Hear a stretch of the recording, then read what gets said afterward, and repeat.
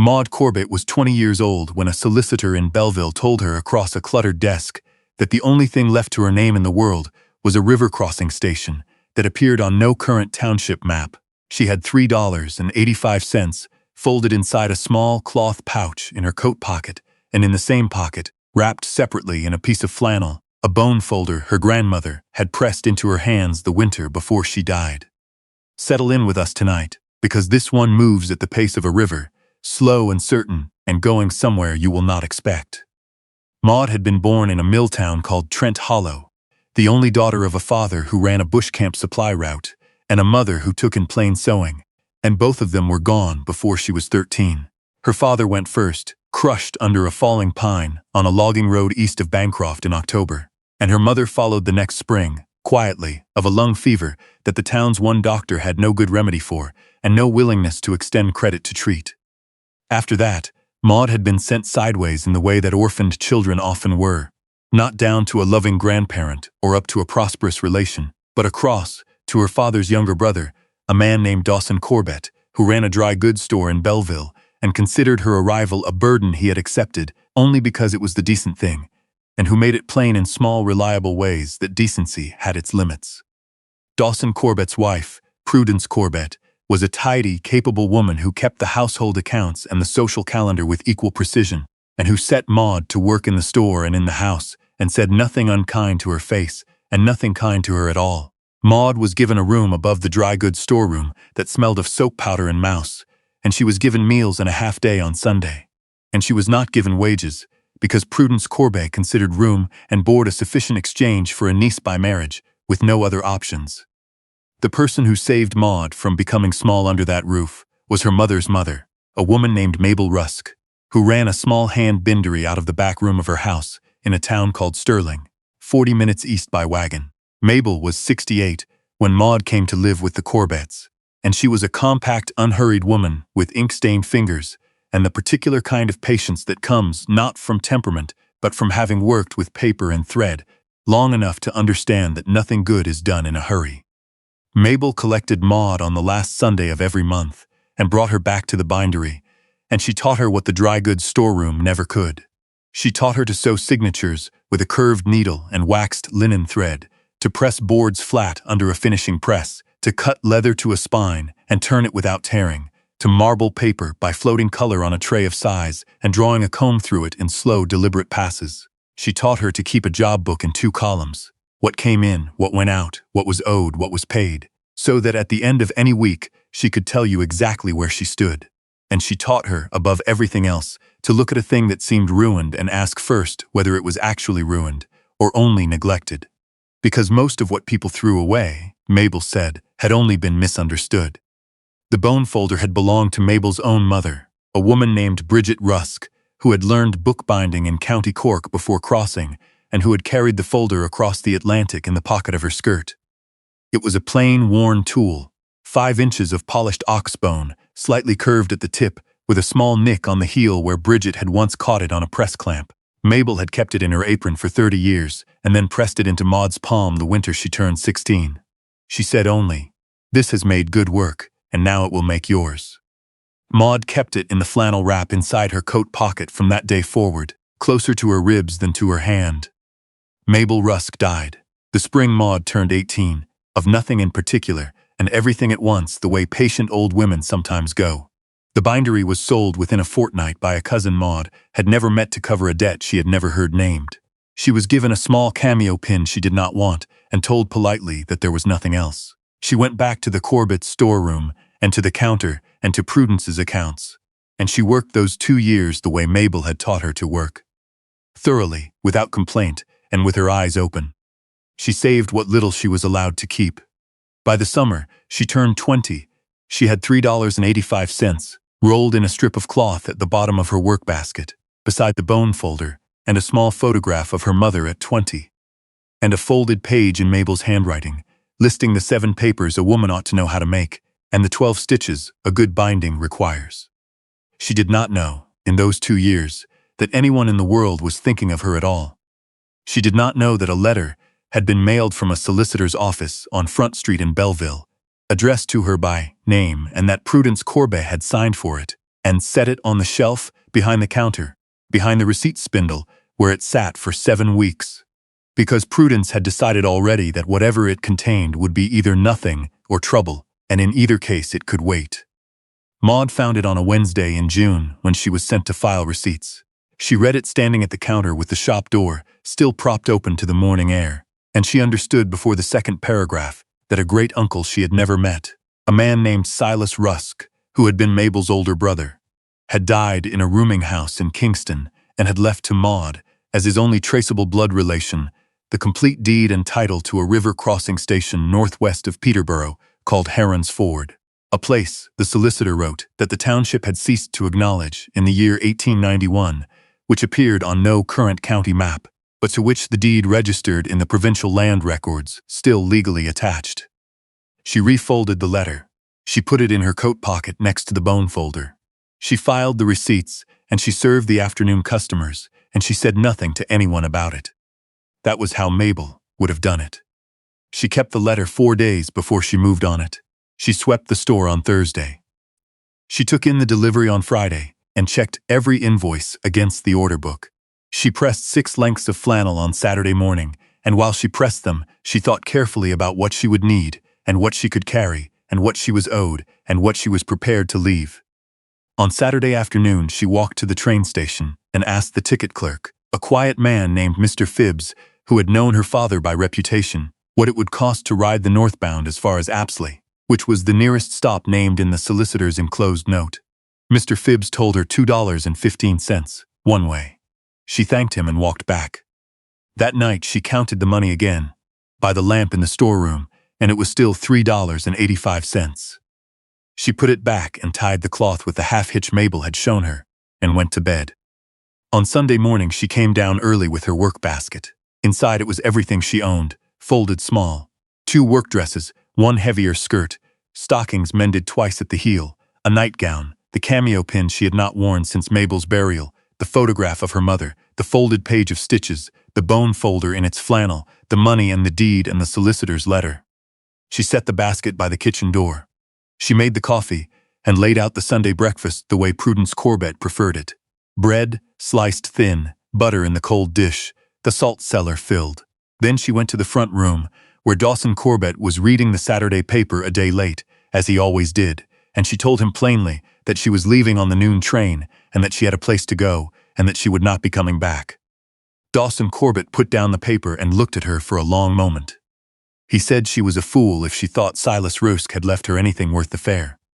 And Maud said she understood that. Prudence Corbet appeared in the doorway and said Maud owed for the last 3 weeks' board. Maud went to her basket and counted out $1.40 onto the side table beside the lamp, which was what 3 weeks came to at the rate Prudence had always named, not a cent more. Then she picked up the basket and walked out the front door and down the porch steps and along the street toward the station without looking back.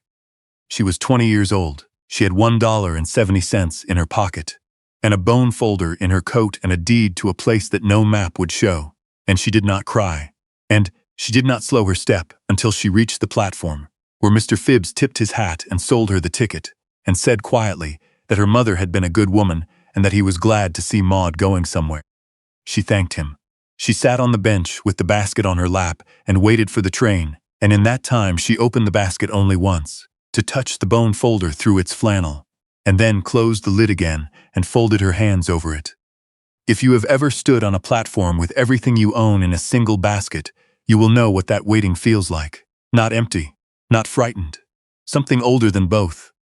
The train ran north through the afternoon, and the towns thinned, and the bush thickened, and the rivers came more frequent. She ate a piece of bread at 4 o'clock and a second at 7. She pressed her cheek against the window frame and watched the shield countries slide past in the evening light, granite outcroppings black in the shadow, birch trees going gold at their edges, the lakes catching the last of the sky in long copper strips. She reached Apsley at dusk and stepped down onto a plank platform in front of a small, clapboard station house. The station agent, a sunburned man named Mr. Ardill, looked her over once and asked where she was headed. She said Heron's Ford. He was quiet a moment and then said that Heron's Ford was 11 miles northwest along the old Portage Road, and that nobody had asked him about it in 9 or 10 years. She thanked him. She asked if there was water on the road.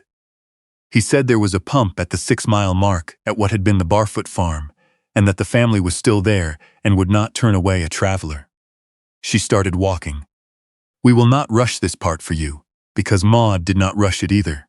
The portage road was 2 ruts in the cedar bush, and the light went early under the trees, and she walked by the last of the sky through the gaps in the canopy. The bush smelled of spruce gum and wet granite and the faint iron smell of the river running somewhere to the west. An owl spoke once from somewhere behind her. She reached the Barfoot farm in the dark and knocked. A man named Clem Barfoot, large, quiet, in his 50s, opened the door with a lamp and did not ask unnecessary questions. He gave her water and a place to sit and a piece of cold pork and bread.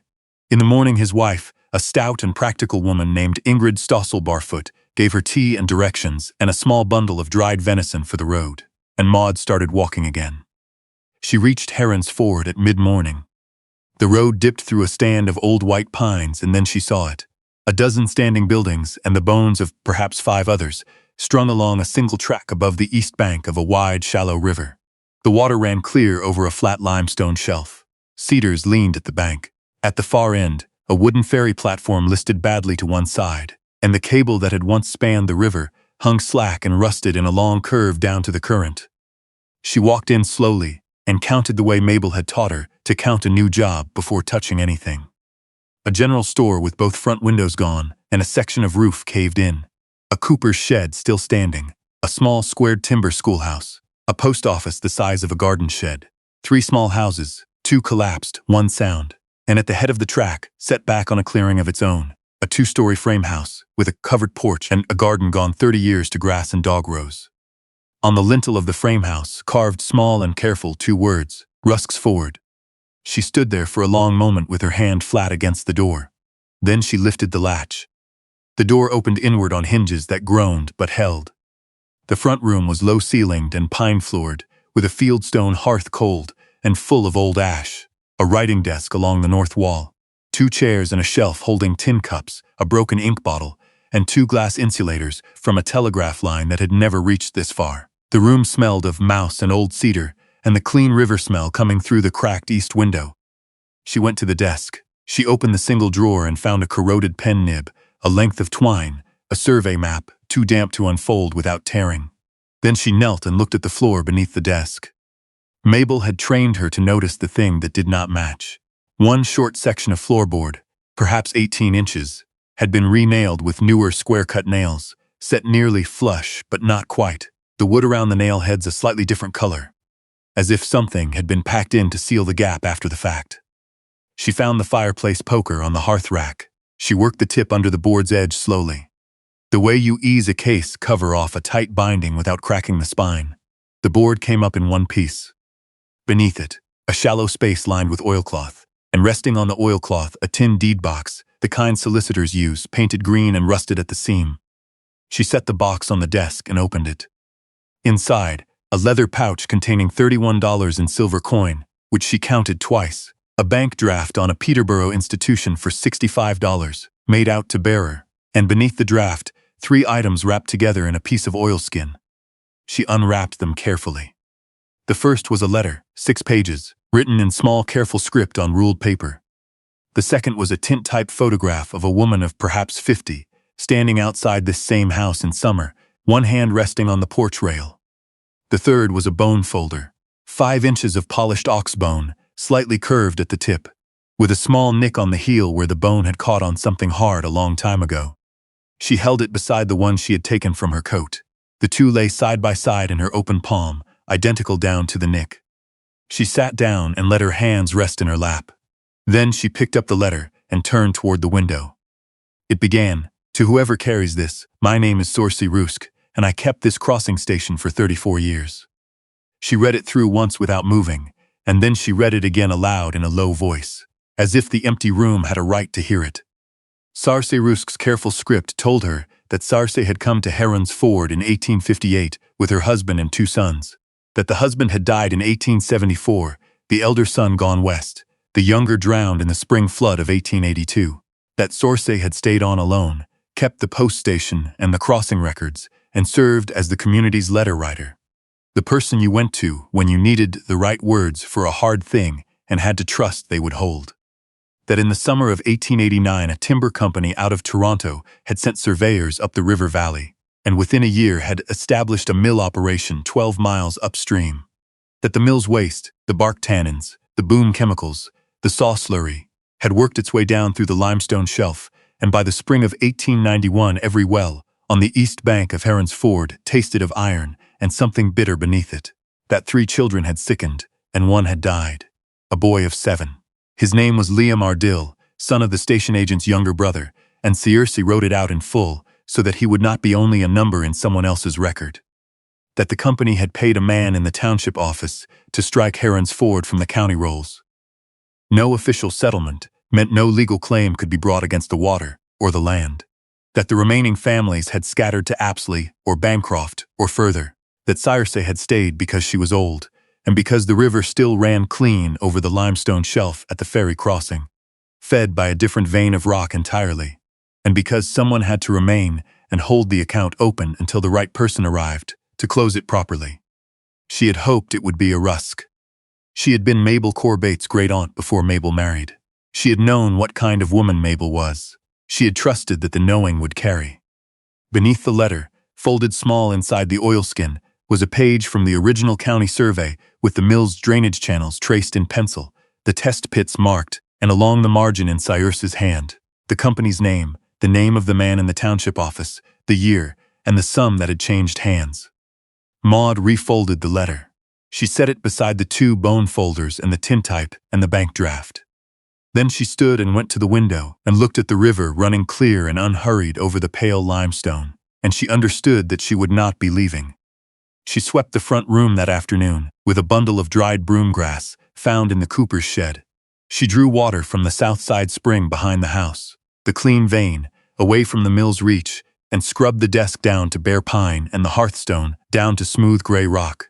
She mended the east window with greased paper, and at dusk she sat on the hearthstone and ate the last of Ingrid Stossel Barfoot's dried venison and listened to the river go past in the dark.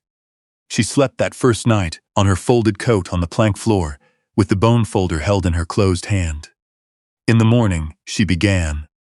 3 days later, Clem Barfoot rode in and stopped at the porch and did not dismount until she came outside. He had seen her wood smoke. She showed him the deed. He read it slowly and said he had known Silas Rusk at a distance, and that Silas had spoken of family he had not been able to locate. He said that if she meant to stay the winter, he would send his boy over on Saturday with a load of split birch. He did. The boy, a long-limbed 16-year-old named Tobias Barfoot, stacked the wood along the north wall of the house without being asked and replaced the rusted latchpin on the back door before he rode home. The following week, Ingrid Stossel Barfoot arrived in the farm wagon with a sack of oats, a crock of rendered fat, 3 dozen eggs packed in sawdust, and a cast-iron griddle. She stayed the afternoon and showed Maud which wells to leave sealed and which spring on the south bank still ran reliable. Before she left, she wrote her name and the date on the inside of the pantry door in pencil and told Maud to do the same for every person who helped, so that the house would keep its own account. Maud did. In the 4th week, she wrote to the Provincial Land Registry in Toronto, enclosing a careful copy of Searcy's annotated survey page and a plain letter asking that the striking of Heron's Ford from the township rolls in 1891 be examined. She paid the postage from the silver coin and kept the bank draft sealed in the deed box beneath the relaid floorboard. A freighter named Victor Maunder, 40, hauling salt pork north to a lumber camp, stopped at the river crossing for water and stayed 2 days to help her straighten the ferry platform, taking in exchange 2 nights' dry shelter in the cooper's shed and the promise of coffee on every pass north. He came through twice a month after that, and she kept his account in a 2-column ledger the way Mabel had shown her, and it balanced every time. By the end of the 2nd month, the front room had a scrubbed floor and a mended table and a shelf where the tin cups stood in a row, with the broken ink bottle turned so the crack faced the wall. Victor Maunder brought her a glass insulator from the camp on his next pass that she did not need and did not refuse.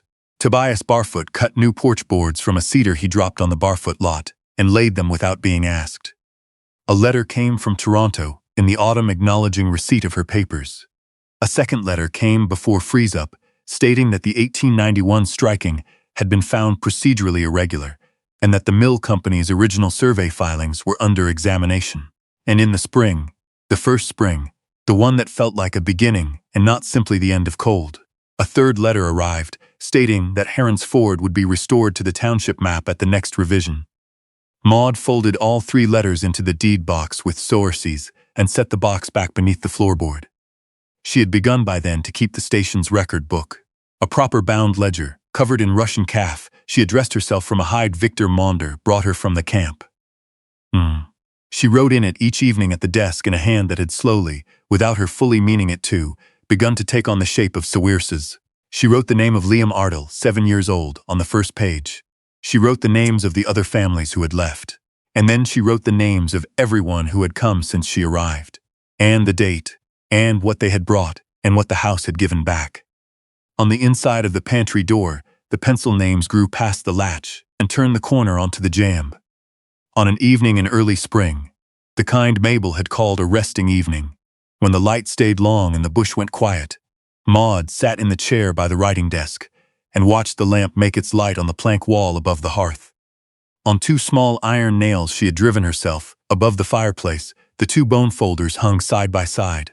Circe's on the left, still smooth and bright at the tip, unworn. Mabel's on the right, with the old nick on the heel. Between them and below them, the tintype of Circe on the porch in summer, and the photograph of Maud's mother at 20, her hand resting on the back of a chair. 4 objects. A small, quiet record of who had carried what, and who had waited, and who had finally come. Maud passed those 4 things every morning that year, and touched each one before going out to work.